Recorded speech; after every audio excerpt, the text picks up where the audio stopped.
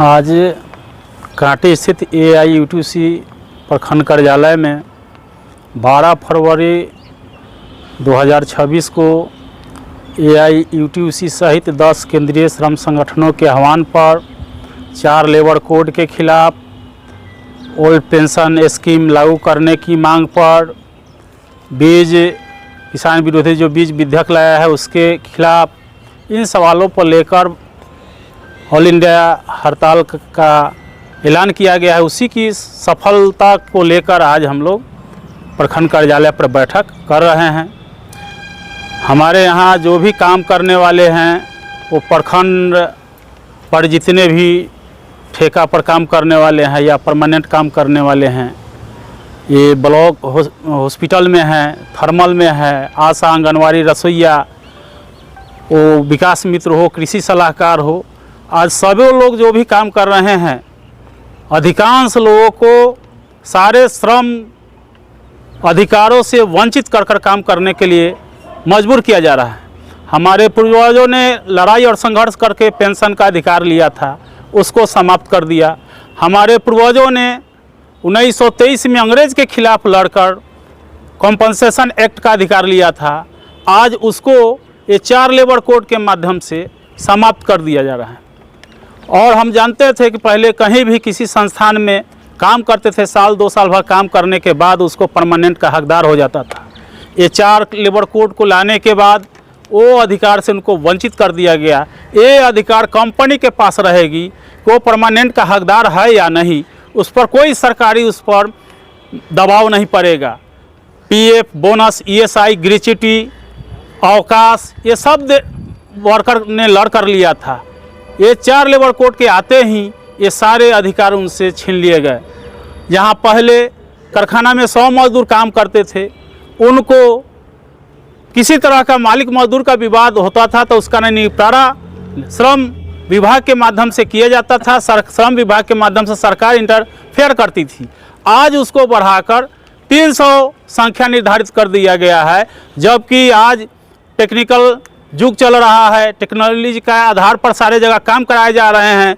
जहां आज कम मजदूरों से टेक्नोलॉजी के माध्यम से काम कराए जा रहे हैं, वहां पर संख्या और कम करना चाहिए था, यहां पर 300 कर दिया, जिसके कारण 75% मालिक मजदूरों के PF, बोनस, ESI, छुट्टी, ये सारे अधिकार देने से वंचित हो गए। इससे मजदूरों का शोषण बढ़ेगा, एक तरफा बढ़ेगा और मालिकों का मुनाफा बढ़ेगा।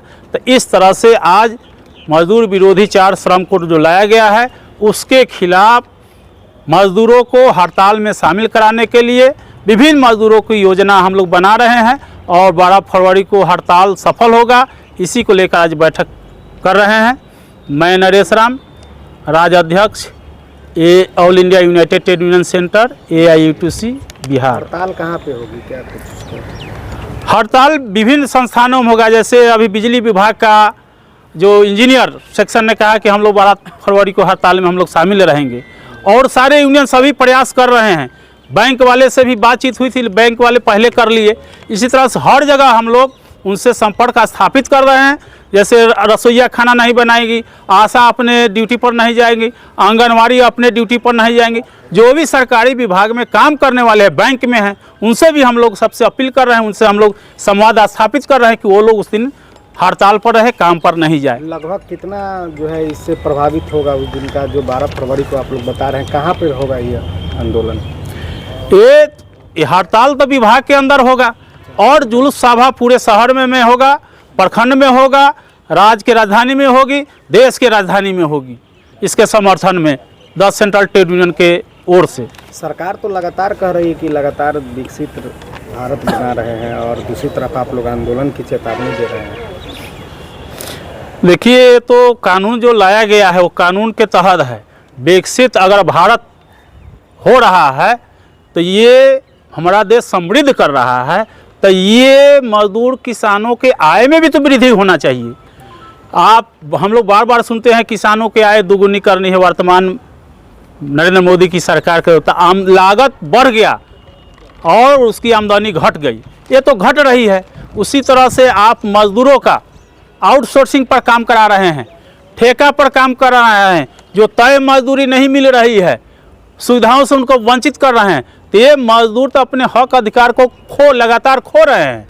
आप आशा से काम करा रहे हैं, क्या देते हैं? 3000, वो भी पेमेंट नहीं है। रसोईया से काम कराते हैं, क्या देते हैं? 3300, 12 महीना में 10 महीना। आंगनवाड़ी को कितना देते हैं? 7000, 9000 देते हैं। वो भी मजदूर मानने से आप इनकार कर रहे हैं। हम मजदूरी का काम करते हैं और मजदूर की मान्यता भी नहीं देते हैं, तो ये क्या समृद्ध बना रहे हैं? ये तो मजदूर का काम करे, मजदूरी का भी हमको बेनिफिट नहीं मिल रहा है। तो इस तरह से मजदूरों का शोषण तो एक तरफा बढ़ रहा है, मालिकों का मुनाफा बढ़ रहा है। जो दुनिया के अमीरों में अंबानी, अदानी, टाटा, बिरला ये सारे लोग आ रहे हैं, आज मजदूर आउटसोर्सिंग पर, ठेका पर, वो स्कीम वर्कर्स के रूप में आशा, आंगनवाड़ी, रसोईया मजदूरों के अधिकार से वंचित होकर काम कर रहे हैं। ये तो देश समृद्धि कर रहे हैं। तो हुआ है, अमीरों का हुआ है, पूंजीपतियों का हुआ है। कई बार देखा जाता है कि हड़ताल पर जाने के बाद स्पष्टीकरण मांगा जाता है, तो उसको लेकर आप लोग क्या करते हैं? क्या कुछ वैसे कहेंगे वैसे विभागों को जो स्पष्टीकरण मांगने लगते हैं आंदोलन करने पर, या एक दिवसीय बंदी होती है तो कई जगहों से सुनने में आता है कि स्पष्टीकरण मांगा जाता है कर्मचारी से? ये तो राज सत्ता जो है, प्रशासन जो है, तो राज सत्ता की ओर से हमेशा ही ये नेताजी सुभाष चंद्र बोस 1931 में जूट मिल मजदूरों को संबोधित करते हुए उन्होंने कहा था कि हमारे यहाँ अभाव है, मजदूर निरक्षर है, वो तंगी की हालत में है। इस तरह से उनकी एकता को तोड़ने के लिए शासक वर्ग की ओर से नाना तरह का माने प्रपंच को अपनाया जा सकता है। इसलिए हम अपनी एकता को बनाकर ही हम उससे अपनी हम हक अधिकार पा सकते हैं। और ये राज सत्ता जो है, पुलिस है, मिलिट्री है, ब्यूरोक्रेट, ये सब मजदूरों के आंदोलन को दमन करने के लिए विभिन्न हथियार अपना सकती है। जो आप कर रहे हैं स्पष्टीकरण, उसी का वो भी एक रूप है। ये तो होता है, मजदूरों ने अंग्रेज से लड़कर ही कंपनसेशन एक्ट का अधिकार लिया था, न्यूनतम मजदूरी का अधिकार लिया था, साप्ताहिक अवकाश का अधिकार लिया था। ये सारे अधिकार तो अंग्रेज से लड़कर लिए थे, वो दमन किया था। तो आंदोलन होता है तो दमन होता है, लेकिन दमन के बावजूद भी आंदोलन आगे बढ़ता है। दुनिया का इतिहास, मजदूरों का इतिहास, समाज विकास का इतिहास यही दिखा रहा है। सब्सक्राइब करें हमारा चैनल प्रकाश न्यूज़ लाइव और दबाए बेल आइकन हमारे खबर सबसे पहले देखने के लिए।